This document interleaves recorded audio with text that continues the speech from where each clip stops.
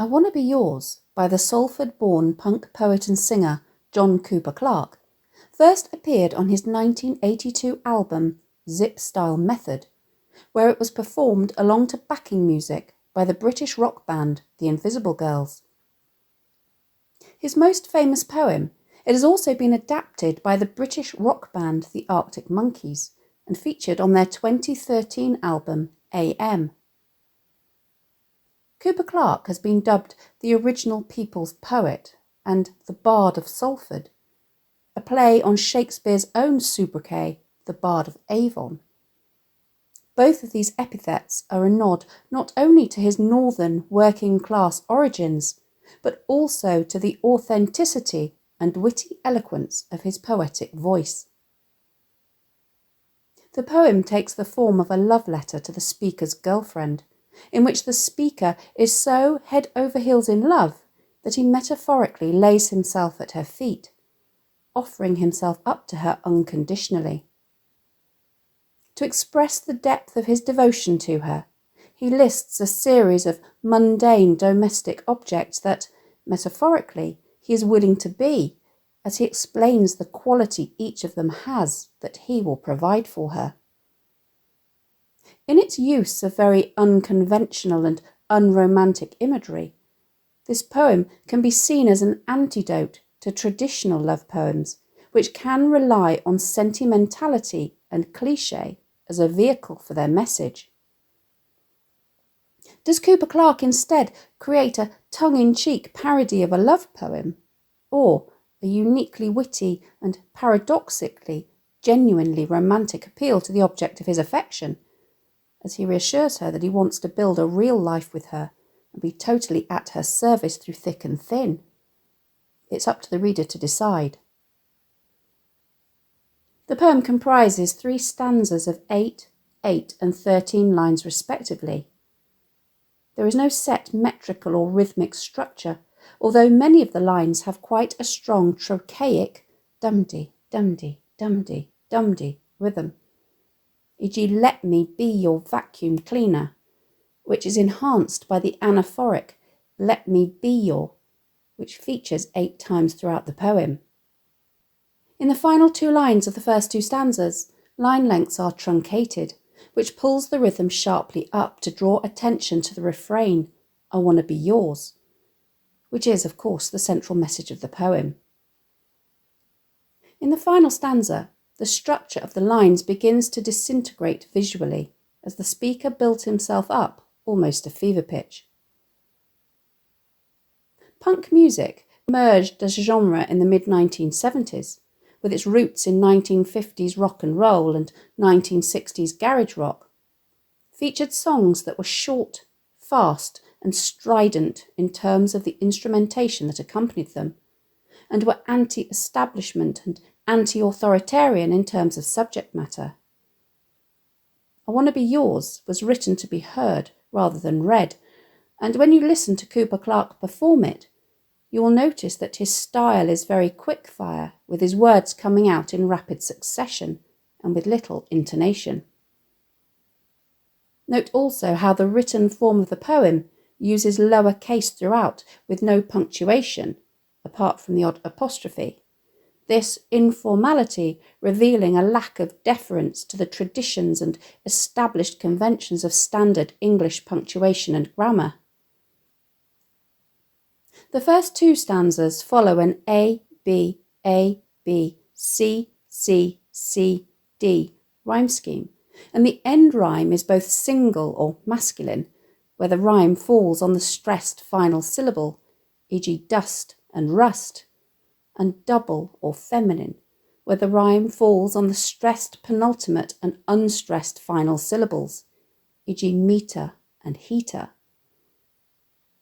Although the 3rd stanza begins by following the same pattern, i.e. A, B, C, by line 6 the structure of the poem has visually begun to disintegrate, with some lines chopped in half, so that hold your hair with deep devotion, deep as the deep Atlantic Ocean, that's how deep is my emotion, extends over 5 lines rather than 3, so that the rhyme scheme effectively becomes C, D, C, E, C, C at this point.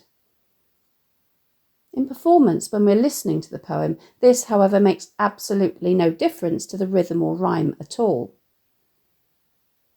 Note how the effect of the switch from alternate rhyme to consecutive rhyme in the final lines of each stanza is one of creating a sense of urgency, which emphasises the strength of the speaker's feelings.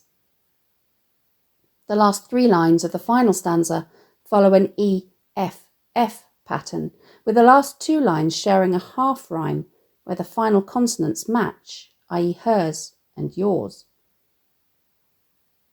Cooper Clarke's diction is plain and informal, and his language uses slang abbreviations that you commonly find in song, such as wanna rather than want to, and idioms such as you call the shots. He also relies on everyday domestic objects as the vehicles in his metaphors, and makes a number of cultural references which situate the poem firmly in the latter half of the 20th century. i.e. Ford Cortina was the best-selling model of family car in the UK during the 1970s, even though it was known to be susceptible to going rusty. A dreamboat is a slang term which would be extremely outdated if used today for a very good-looking man.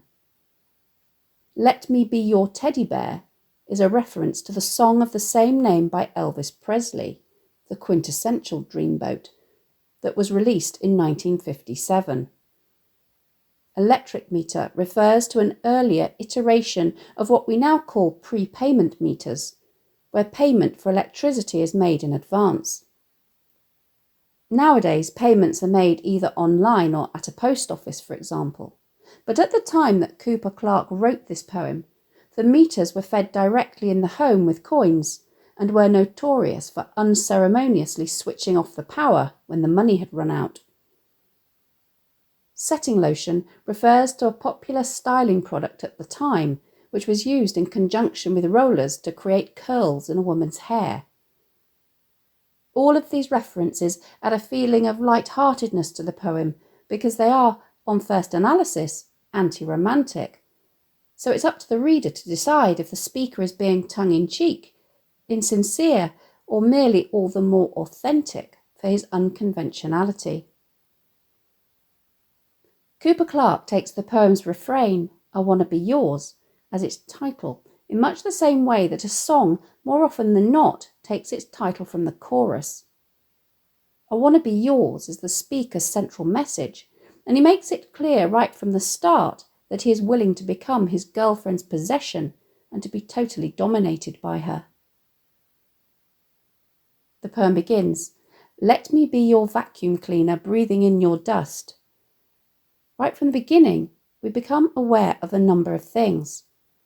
First, that this has started as it means to go on and is going to be about desire and longing, as the speaker repeatedly begs for this unknown woman's permission to become her possession, with the anaphoric, let me be your.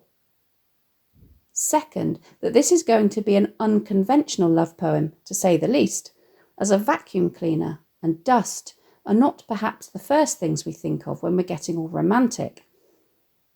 Indeed, the idea of breathing in anyone's dust could be seen as not a little off-putting, not to mention cough-inducing. So what is Cooper Clarke's speaker trying to convey here?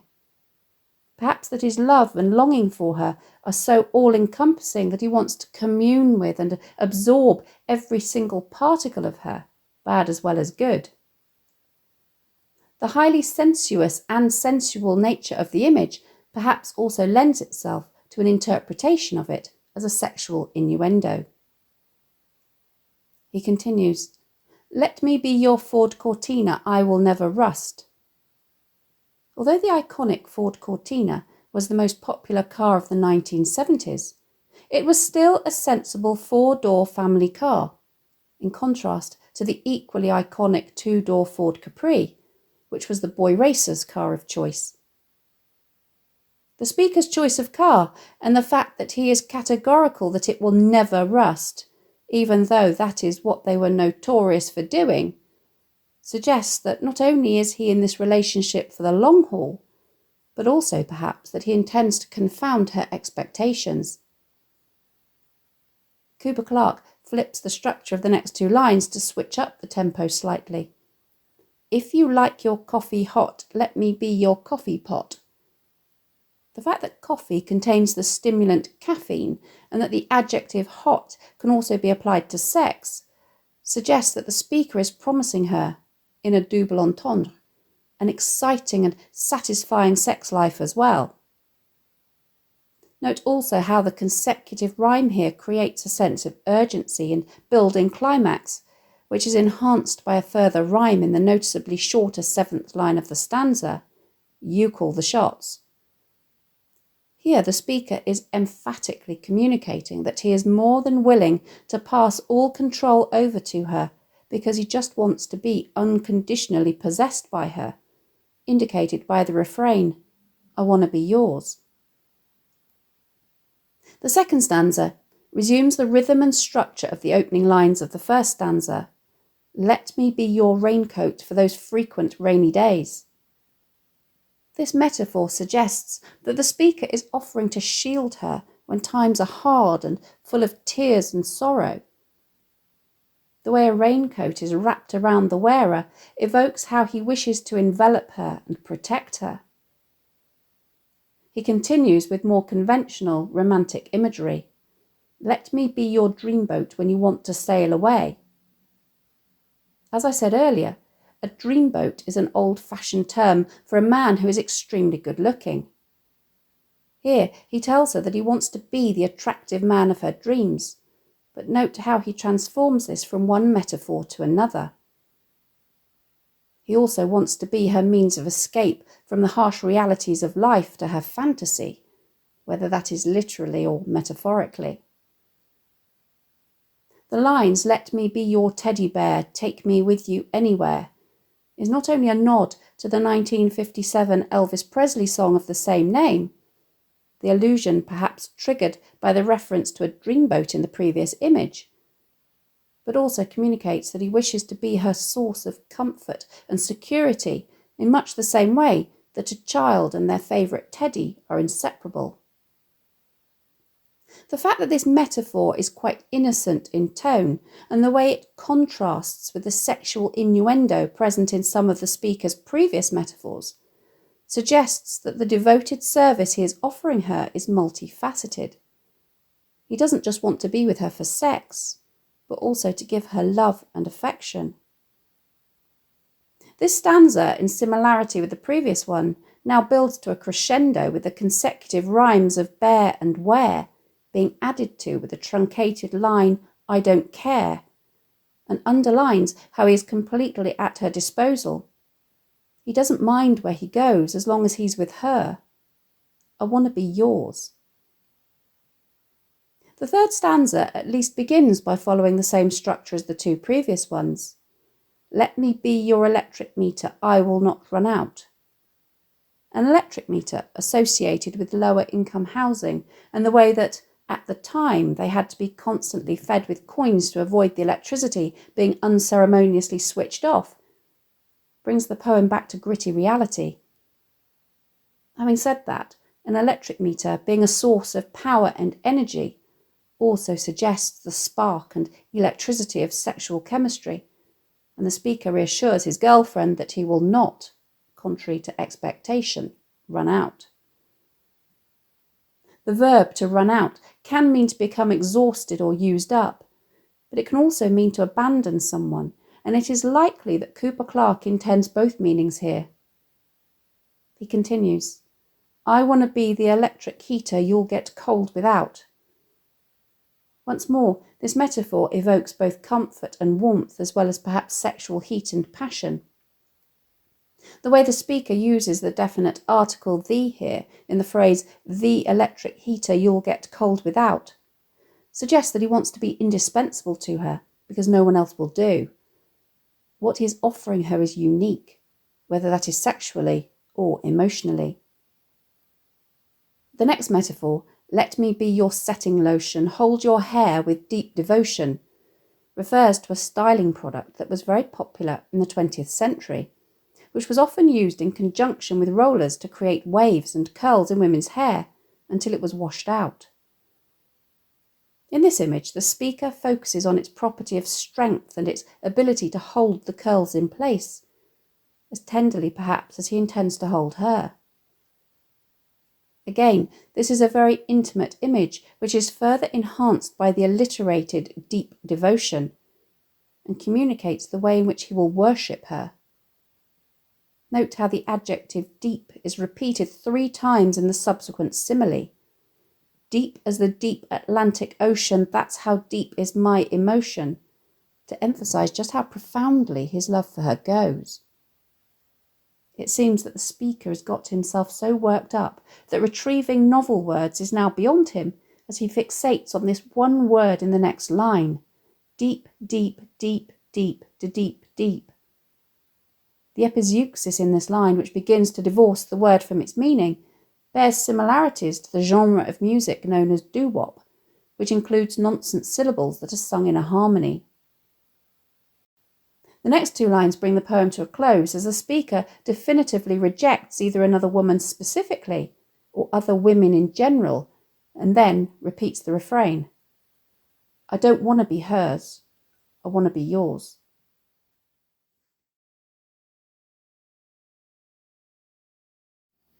Thanks for watching. If you have any questions, please let me know in the comments section below and I'll do my best to answer them.